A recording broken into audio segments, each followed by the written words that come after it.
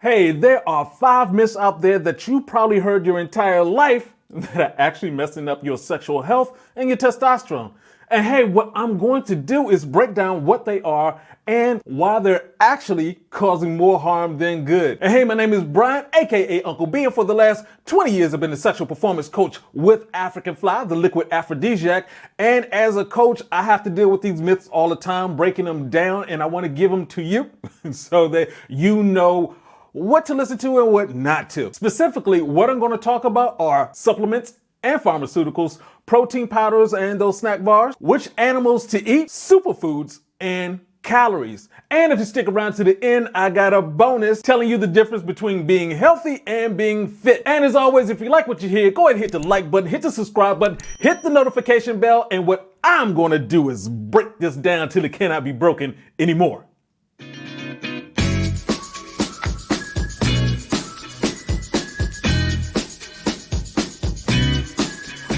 Okay, let's go ahead and get started. The first thing is supplements and pharmaceuticals. And as a disclaimer, I sell supplements. That's the reason why I know about this particular issue. And it's actually the word supplement. It's supposed to supplement what you're already doing. They do not work just by themselves. That's the reason why, as selling African Fly, selling supplements, I tell you all the things you need to know to actually get off of the product. And that's a good way of looking at it. You're supposed to eventually be getting off of the supplement. So supplements are supposed to help with what you're already doing. So if you're taking African Fly to increase your testosterone while drinking a 40 ounce of Red Bull, it's not going to work. You are a chemical bag. There are billions of chemical interactions that are going on throughout your entire body every second.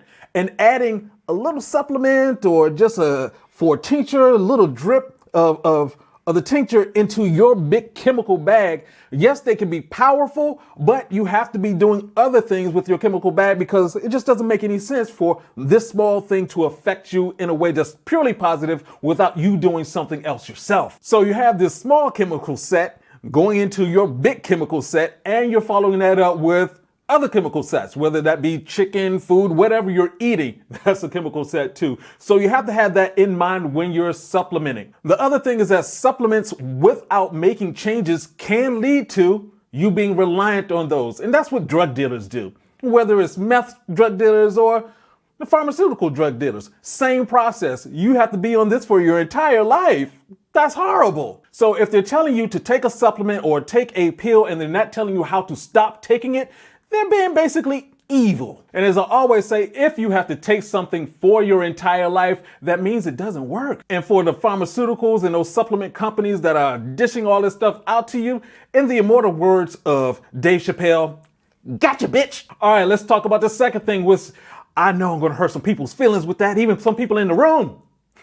We're talking about protein shakes and bars. Now, as they say in church, I'm about to come down your pew and step on your feet. And this is going to hurt some guys, but they're not selling you protein. They're selling you sugar. Think about this. Would you drink a milkshake before you go work out? Does that make any sense? But you have all this great tasting candy bar, protein bar, and this great tasting milkshake, protein shake that's full of sugar. And so that's what you're getting into your system. So when I'm telling people, hey, the reason why you're so in love with this is because of the sugar, they say, no, that's not it. It's because of the protein. All right. Well, if it tasted horrible, would you take it every day? Think about that. And also, we don't need that level of protein. Mother's milk, human mother's milk has the least amount of protein of all mammals, 1 gram.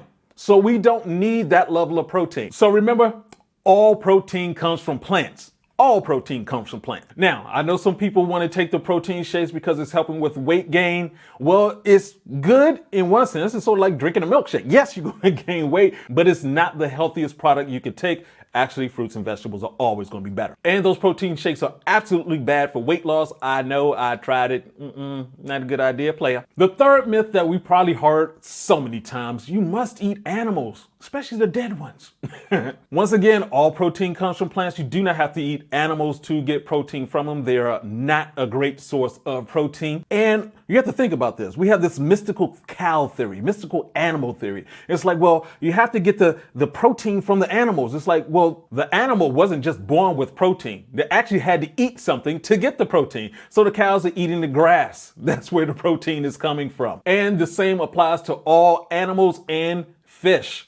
You do not have to eat these animals. I actually just went to the doctor, told the doctor, like, hey, you know what? I used to eat 200 animals, cut it all the way down, and roughly about 2 animals a month now. And they were like, well, you have to worry about your iron.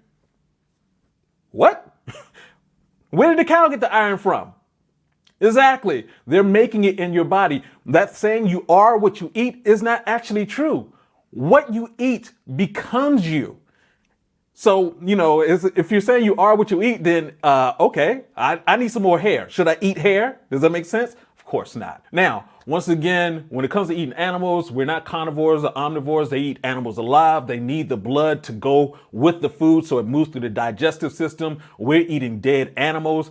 And if dead stuff is going to do what dead stuff does, decay, whether it's decaying outside of you or decaying inside of you. And oh yeah, after I went to the doctor, had that visit, she said that I have to watch out for my iron. Of course, I was doing my blood work that same day. My iron's fine. Stop it, lady. All right. Number 4, eating fruits is bad. And I'm sort of guilty of saying this myself. I've always been like, well, you have to watch out for the sugar. Actually doing more research and actually eating more fruits myself is very beneficial. What we're getting from the fruits, we're worried about the sugar levels that's in them. Yes, the fruits have been bred to have more sugar now than they have ever had in the past. But you're still getting that fiber. That fiber is the most important part because that's what feeds your gut microbiome. We talked about that before. And you're getting the healthy bacteria in your gut that's breaking down the foods and making it perfect for you. So do not be afraid of eating fruits. Also, when it comes to it, there are people that are saying, well, which fruits, which vegetables? This one is the superfood. You know what was superfood back in the day? Oranges. Yeah, it took oranges to England and it was like, oh, wow, we discovered oranges and it's great. It's a superfood. And in my lifetime, pomegranates, superfood, kiwi, superfood. What was super about it? If you go to the people who were eating it before it was quote unquote discovered, were they superhuman?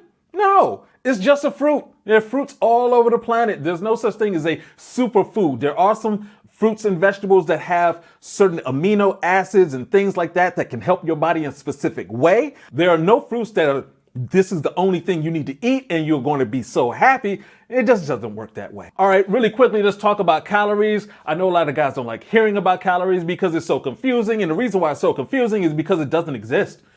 Your body does not work off of calories. Think about it. The way you figure out what a calorie is by taking food, setting it on fire, and then seeing how much water is heated. They put it in a container, set the food on fire, and it heats up water on the outside of it. And that's how you figure out what a kilojoule is, leading to a calorie. Yeah, that stops right there. If you have fire, that has nothing to do with your body. You don't burn anything. There's no smoke coming out of your mouth ever in your life unless you're in the midst of dying. But I understand.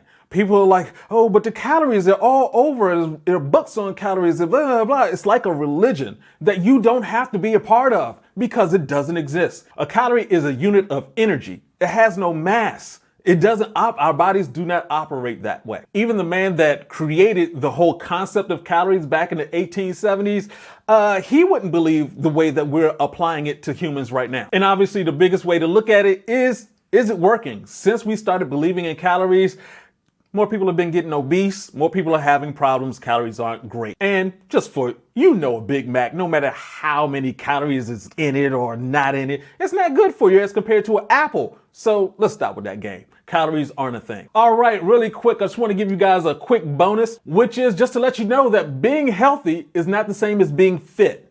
When you're fit, that's because of movement that you've been doing. The way you move, doing the exercise, whether you're a long distance runner or a bodybuilder.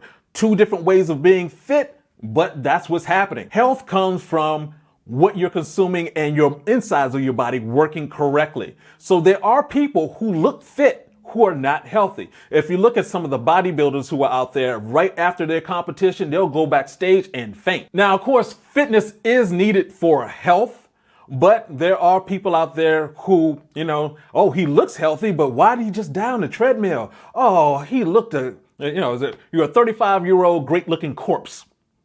So there are people out there who look like they're fit, everything is working, but they have a horrible diet, and it will catch up to you. And the reason why I bring this up is because people are constantly saying, well, I've seen vegetarians, I've seen vegans, they look weak, okay. There are some people, that's the way they were going to look anyway. Also, well, do people who eat meat, do they look healthy? Doesn't matter. That's the fitness side of it. Are you exercising? Are you doing things to make yourself look better? That's fitness. Are you doing things? Are you eating the correct things to make you feel better and live longer? That's more important. In fact, it's better to be healthy and get fit than to do the opposite. The reason why, if you're healthy, your joints and everything works fine. Everything's working cool. If you're trying to be fit without being healthy first, you're going to cause inflammation, soreness. You're not going to reach your goals. So in conclusion, supplements are meant to supplement what you're already doing. Protein shakes and bars are hooking you with the sugar, and you don't need that excess protein. You do not have to eat dead animals. Eating fruits is healthy, even in large amounts. Calories do not matter to your body, and being fit is not the same as being healthy. So the question of the day, is there any other myth that you've been believing your entire life that's now being debunked by the latest science? Let us know down in the comment section below. And if you like what you heard, go ahead, hit the like button, hit the notification bell, hit the subscribe button. And this is Uncle B saying, get your game up. Peace out.